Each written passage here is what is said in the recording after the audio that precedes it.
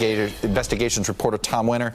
Tom, look, it was an impressive made-for-TV display this morning by the U.S. Attorney. I noticed he even wore a lav mic to make sure he could walk through and show everybody the various posters that he put up to show this Collins indictment. But the brazenness, walk us through this crime. Yeah, sure, Chuck. I mean, in insider trading cases, notoriously, it's been difficult for prosecutors to prove the intent and content of conversations, for them to be, without a wiretap, for them to be able to accurately say, this is what this person told another person, and then they acted on it. One of the easiest things is trade data. So I want to be able to show a graph right now to help explain just how out in the open this was. This is a graph of Innate Immunotherapeutics Limited. This is the company that's involved in this trading. So if we look at 619 through 622, we see on average, give or take, 100,000 shares that are traded a day.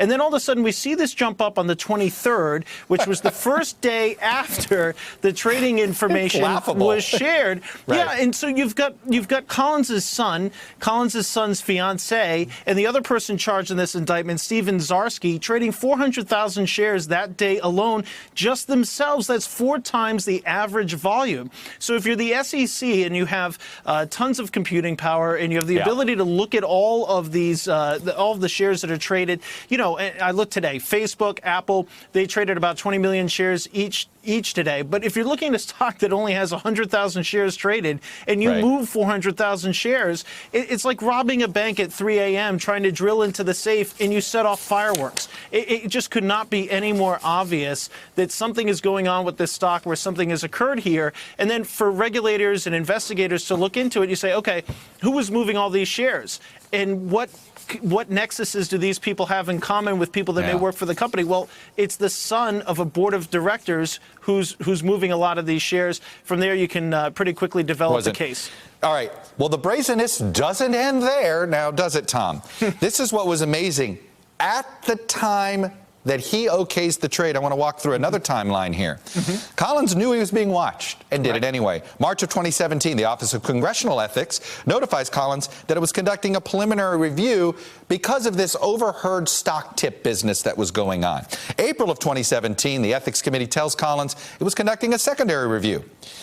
June 5th on 2017, he's interviewed by the Ethics Committee. And then, of course, to pick up where your timeline on the stock trades happened, June 22nd, is when the alleged, perhaps, insider trading takes place. Exactly. It seems as if I got the impression prosecutors were almost taken aback by either how brazen or stupid this was. Yeah, I mean, I think when you see an indictment like this, a 30-page indictment, and you see the level of detail that they put in there, that's to just let everybody know. And Southern District normally has a lot of detail in their indictments, but it's really to let everybody know, hey, we've got this. There's not a lot of ambiguity here.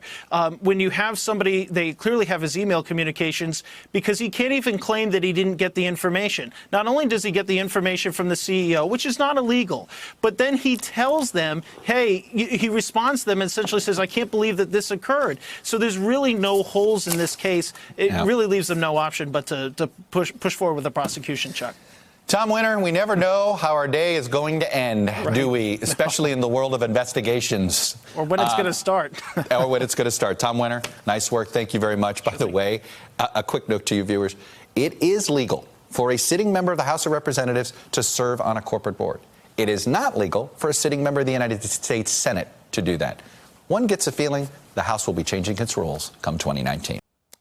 Hello, YouTubers. If you're watching this, it means you've checked out our channel, so thank you. Now do me a favor, subscribe by clicking on that button down there.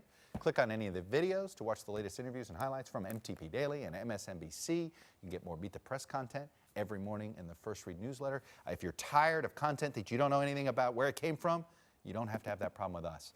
NBC News, MSNBC, MTP, and the Meet the Press mindset right here for you on YouTube. Subscribe now.